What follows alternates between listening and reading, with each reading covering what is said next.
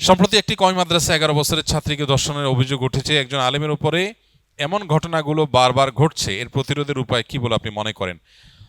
সর্বপ্রথম কথা হলো যে মাদ্রাসা হোক আর স্কুল হোক, আবাসিক প্রতিষ্ঠানগুলোতে যে সমস্ত অনাচার হয়, এই অনাচারগুলো বন্ধে আমাদের পদ্ধতিগত বেশ কিছু সংশোধনী আনা গুরুত্বপূর্ণ।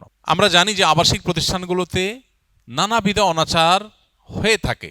হয়তো অনাচার 10টা হলে শত শত শিক্ষার্থীর মধ্যে 10 জন, 5 জন, 2 জন, 1 জন হয়তো কোনো একটা ঘটনার শিকার হলেন, কিন্তু সেই একটা ঘটনাই আমাদের কাছে অনেক বড় হিসাবে আবির্ভূত হওয়া উচিত এবং সেটাকে অনেক বড় করে দেখা উচিত, বিশেষ করে সংশোধনের প্রয়োজনে। কিন্তু দুর্ভাগ্যজনক বাস্তবতা হলো বাংলাদেশে আলেম ওলামা, হুজুর এবং মাদ্রাসার বিশেষ করে যদি কোনো নেগেটিভ কোনো কিছু পাওয়া যায় তাহলে আর কোনো কথা নেই। ঠিক একই ধরনের বা এর চাইতে আরো ভয়াবহ কোনো বিষয়ও যদি অন্য ক্ষেত্রে ঘটে তাহলে সেক্ষেত্রে সেটা নিয়ে তেমন কোনো মাথা ব্যথা দেখা যায় না, বিশেষ করে এক শ্রেণীর মিডিয়ার। এটা তো সত্য যে সাদা কাপড়ে দাগ লাগলে সেটা নজরে পড়ে বেশি। একজন হুজুর, একজন আলেম, একজন মাদ্রাসা শিক্ষক, তার কাছে মানুষের এক্সপেকটেশন, চাহিদা, প্রত্যাশা অনেক বেশি থাকে।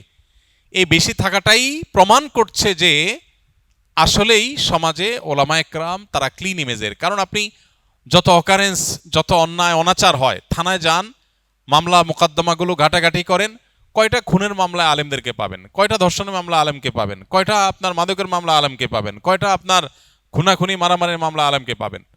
তুলনামূলকভাবে সমাজে তাদের সংখ্যার অনুপাতেও তারা আলহামদুলিল্লাহ ভালো। এই জন্য 500 টাকার নোট জাল হলে মানুষ আশ্চর্য হয়ে যায়, 10 টাকার নোট, 20 টাকার নোট কেউ জাল করেও না, তাই না? এই কারণে হুজুরদের বা মাদ্রাসার কোনো নেগেটিভ জিনিস থাকতে নজরে পড়ে বেশি। কিন্তু যেই ঘটনা পার্টিকুলার এখানে উল্লেখ করা হয়েছে, এই ঘটনার ব্যাপারে আমি যতটুকু লক্ষ্য করেছি সেটা হলো যে বিষয়টা এখনো পর্যন্ত পরিপূর্ণ ক্লিয়ার না যে আসলে কি ঘটেছে। কিন্তু ইতোমধ্যে আমরা, আমাদের দেশে অবশ্য শুধু এই ঘটনা না, অন্যান্য ক্ষেত্রে আমরা দেখি, মানে আজকে হয়তো কেউ এখানে সাফারার হয়েছে, কালকে আপনি, কালকে আমি, বা আরেকদিন আরেকজন, কারোর ব্যাপারে অভিযোগ উঠলে তাকে দোষী হিসাবে আমরা ট্রিট করা না, শুধু পারলে তাকে শাস্তি দিয়ে শেষ করে ফেলি। এখানে যে আলেমের বিরুদ্ধে অভিযোগ উঠেছে, প্রথম কথা হলো যথাযথ তদন্তে যদি এরকম কিছু ঘটে থাকে, এটা যদি প্রমাণিত হয় সঠিক তদন্তে তাহকিকে, তাহলে আমি তো বলি, এবং অনেক ওলামা একরাম এটা বলেন, যে এই ক্ষেত্রে শরিয়া আইন, আপনারা তো কোনো ক্ষেত্রে যারা আইনের প্রয়োগ ঘটান, যারা আইন প্রণয়ন করেন, কোনো ক্ষেত্রে তো আপনারা শরিয়া আইনের প্রয়োগ করতে চান না বা করেন না মুসলমানদের দেশে হওয়া সত্ত্বেও।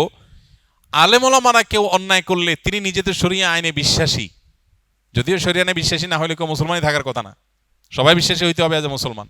কিন্তু একজন আলেম তো তিনি বলে কয়ে ঘোষণা দিয়ে বিশ্বাসী, তাহলে অন্তত আলেমের ক্ষেত্রে শরিয়া আইন কার্যকর করা হোক।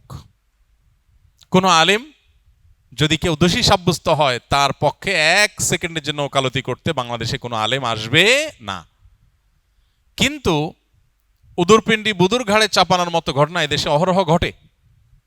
বিধায় কোনো কিছু নিয়ে কথা উঠলেই যে সেটা সত্য ধরে আমরা আপনার সামনে অগ্রসর হতে হবে বা সত্য ধরে আমরা মন্তব্য করব, এটা সঠিক না। কুমিল্লার একটা ঘটনার ব্যাপারে এই কয়েকদিন আগে এরকম শুনেছি, সেটাও মহিলা মাদ্রাসার ঘটনা, অথচ পরবর্তীতে পুরো জিনিসটা উঠে আসছে যে একদম তদন্তে বের হয়ে আসছে যে যা রটেছে, সাধারণত বলে যা রটে কিছু না কিছু বটে, যা রটেছে তার কিছুই বটে না, অন্য কিছু বটে। তো দুর্ভাগ্যজনক বাস্তবতা, এটাও আমাদের দেশে হয়। তো সেই জিনিসগুলো আমাদের মাথায় রাখতে হবে। তবে সবশেষে যে কথা বলতে চাই, মাদ্রাসা, মহিলা মাদ্রাসা হোক, ছেলেদের মাদ্রাসা হোক, আবাসিক মাদ্রাসা, দায়িত্বশীলদের অনেক বেশি দায়িত্বশীলতার পরিচয় দিতে হবে, যাতে প্রকে কোনো রকম বিচ্ছিন্ন ঘটনা দিয়েও দুর্নাম করার সুযোগ না পায় কেউ। এই দায়িত্বশীলতা আমাদের অর্জন করতে হবে, এবং মাদ্রাসা শিক্ষা বোর্ডগুলোর দায়িত্বশীল যারা আছেন তাদের দায়িত্ব অনেক বেশি। আমরা তাদের প্রতি উদাত্ত আহ্বান করব এই বিষয়গুলোতে প্রত্যেকটা ঘটনার পর নিরপেক্ষ তদন্ত করা, সঠিক ঘটনা বের করে আনা, এবং কোনো কারোর ব্যাপারে যদি অভিযোগ প্রমাণিত হয় তার জন্য শাস্তি কার্যকর করার জন্য আলেমদের সবার আগে কথা বলা, এই জিনিসগুলো আমাদের কর্তব্যের অংশ। আল্লাহ রাব্বুল আলামিন আমাদের সমাজকে সুস্থ এবং সুশৃঙ্খল করে দিন।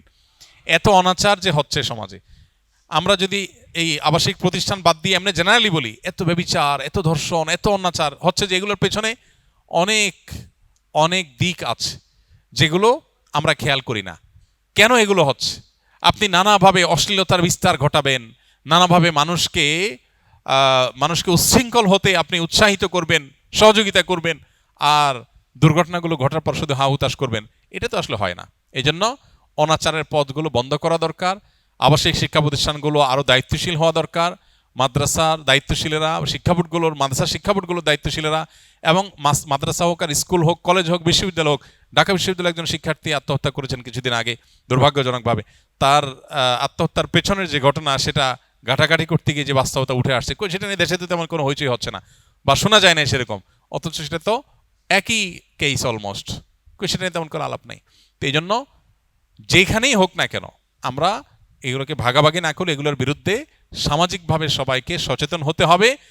কোনো সমস্যা তৈরি হলে ওই প্রতিষ্ঠানের বিরুদ্ধে, আমরা কোনো কলেজে, কোনো স্কুলে, কোনো ইউনিভার্সিটিতে যদি কোনো অনাচার হয়, আমরা বলি না কলেজ ইউনিভার্সিটির বিরুদ্ধে কথা বলি, কিন্তু মাদ্রাসার কোনো বিষয়ে বিচ্ছিন্ন কোনো ঘটনা ঘটলে সেটা আদৌ যা ঘটেছে সেটা না ভিন্ন কিছু।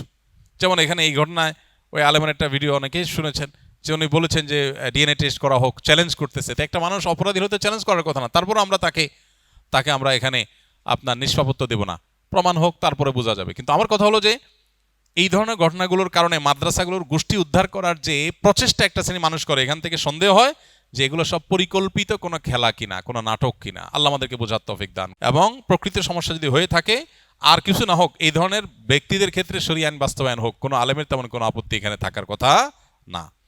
কি কি আমল করলে আল্লাহর খুব নিকটে যাওয়া যাবে, কোন আমল করলে আল্লাহ খুব খুশি হবেন? ভাই, যে আমলগুলো করলে আল্লাহর সবচেয়ে নিকটে যাওয়া যাবে, এর মধ্যে সবচেয়ে বড় আমলটা হলো সিজদা। নবী আলাইহিস সালাম বলেছেন, আকরাবু মা ইয়াকুনুল আবদু মির রাব্বিহি ওয়া সাজিদ, বান্দা আল্লাহর সবচেয়ে নিকটে যেতে পারে সিজদারত অবস্থায়। এই জন্য সিজদার আমলটা আমাদের বেশি থেকে বেশি করা উচিত। সিজদার মাধ্যমে আল্লাহর সবচেয়ে কাছাকাছি যাওয়া যাবে। আপনি যদি চান আল্লাহর খুব কাছে গিয়ে কিছু বলতে, তাহলে সিজদা দিয়ে আল্লাহর কাছে দোয়া করেন, বিশেষ করে নফল নামাজে। এটা হলো আল্লাহর সবচেয়ে কাছে যাওয়ার সবচেয়ে বড় মাধ্যম। আর কোন আমল করলে আল্লাহ খুব বেশি খুশি হন বা সবচেয়ে বেশি খুশি হন, এটা আসলে আপেক্ষিক। নবী করিম সাল্লাল্লাহু আলাইহি সাল্লামকে একই প্রশ্ন করা হলে তিনি কাউকে বলেছেন আউয়াল ওয়াক্তে নামাজ পড়া, কাউকে বলেছেন যে আমল নিয়মিত করা হয় সেটা সবচেয়ে আল্লাহর প্রিয় আমল। তো এটা আপেক্ষিক। কারোর যদি কোনো আমলের অভাব থাকে, ত্রুটি থাকে, তার ওই ত্রুটিটা পূরণ করাটাই আল্লাহর কাছে প্রিয়।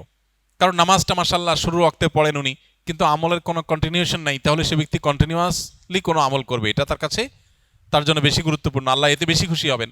কারোর হয়তো মাশাআল্লাহ নামাজ ভালো আছে, এটা ভালো আছে, কিন্তু সালাম দেওয়ার অভ্যাস নাই, তো সেই সালামের অভ্যাসটা বেশি করবে। আর এর বাইরে আল্লাহর পছন্দনীয় কাজের তালিকা, এটা নিয়ে আমাদের একটা ভিডিও আছে ইউটিউবে, সেটা দেখতে পারেন। সেখানে আমরা কোরআনে এবং হাদিসে ইন্নাল্লাহা ইউহিব্বু বলে যে সমস্ত, এই শিরোনামে যে সমস্ত আমলের কথা বলা আছে, আল্লাহ তাআলা অমুককে পছন্দ করেন, অমুক কাজ পছন্দ করেন, এই তালিকাটাকে নিয়ে আমরা একটা বক্তব্য দিয়েছি, সেটা ইউটিউবে আছে। সেটা ফলো করলে, অনুসরণ করলে আল্লাহর ভালোবাসার, আল্লাহর পছন্দের আমলগুলোর তালিকা আপনি জানতে পারবেন।